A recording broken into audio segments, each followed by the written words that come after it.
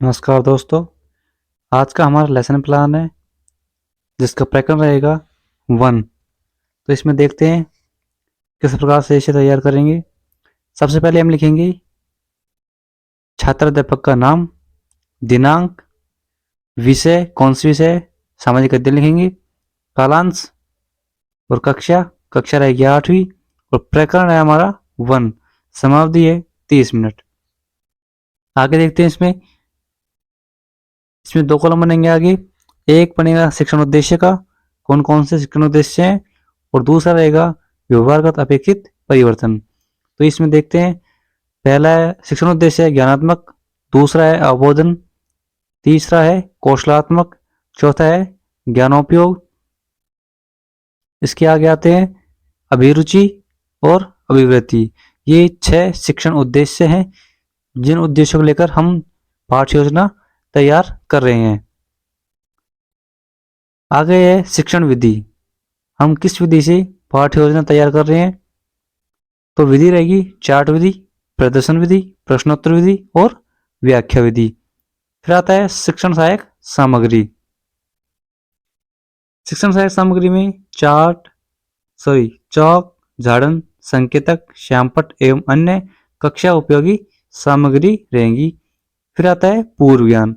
पूर्व ज्ञान में लिखेंगे छात्र वनों के बारे में सामान्य जानकारी रखते हैं, ये हो जाएगा पूर्व ज्ञान। इसके बाद आएगा प्रस्तावना। देखिए प्रस्तावना कैसे तैयार करेंगे। 3 कॉलम बनेंगे। पहला क्रम संख्या का, दूसरा छात्र अध्यापक क्रिया, तीसरा है छात्र क्रिया का। तो हमारा पहला प्रश्न रहेगा प्रस्तावना का, गंगा नदी किस देश में प्रवाहित होती है। आंसर आएगा इसका भारत। छात्र क्रिया में भारत लिखेंगे। दूसरा प्रश्न आएगा भारत की अधिकांश जनसंख्या कहाँ निवास करती है। गांव में। आगे है गांव में अधिकतर महिलाएं भोजन किससे बनाती हैं। लकड़ियों से, कोयलों से। चौथा प्रश्न आएगा लकड़ियां अधिकांशतः कहां से प्राप्त होती है। वनों से। पांचवा प्रश्न रहेगा वनों के बारे में आप क्या जानते हैं। यह प्रश्न होगा हमारा समस्यात्मक। आगे है उद्देश्य कथन। उद्देश्य कथन में लिखेंगे छात्रों आज हम कक्ष में वनों के बारे में विस्तार पूर्वक अध्ययन करेंगे। आगे है शिक्षण बिंदु, छात्र क्रिया, छात्र क्रिया, विधि और श्यामपट्ट। ये 5 कॉलम बनेंगे। शिक्षण बिंदु रहेगा हमारा पहला वन और प्रश्न है विकासात्मक प्रश्न।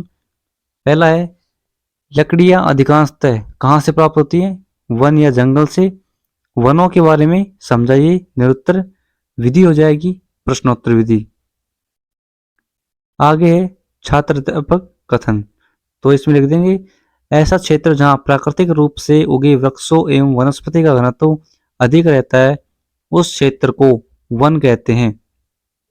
पृथ्वी पर मौजूद संपूर्ण वनस्पति को 2 भागों में बांटा गया, प्राकृतिक वनस्पति और मानव रोपित वनस्पति। इस प्रकार से व्याख्या हो जाएगी।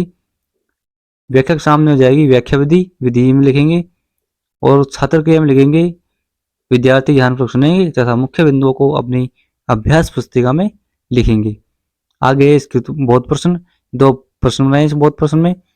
पहला है पृथ्वी पर मौजूद संपूर्ण वनस्पति को कितने भागों में बांटा गया। 2 भागों में। अगला है अपने आप उगने वाले पेड़ पौधों झाड़ियों को क्या कहा जाता है। प्राकृतिक वनस्पति। आगे है दूसरा शिक्षण बिंदु है हमारा वनों के विनाश से हानि।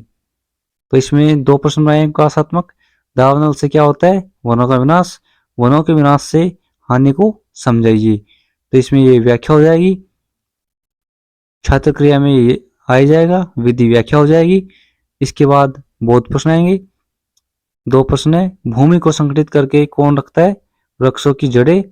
कहाँ की नदियों में बाढ़ का प्रकोप अधिक होता है। बिहार की नदियों में। ये थे हमारे बहुत प्रश्न।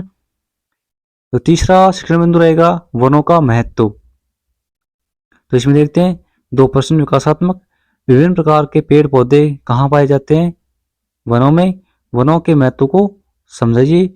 विधि प्रश्नोत्तर। आगे छात्र अध्यापक कथन। वन प्रकृति का संतुलन बनाए रखने के लिए बहुत महत्वपूर्ण होते हैं।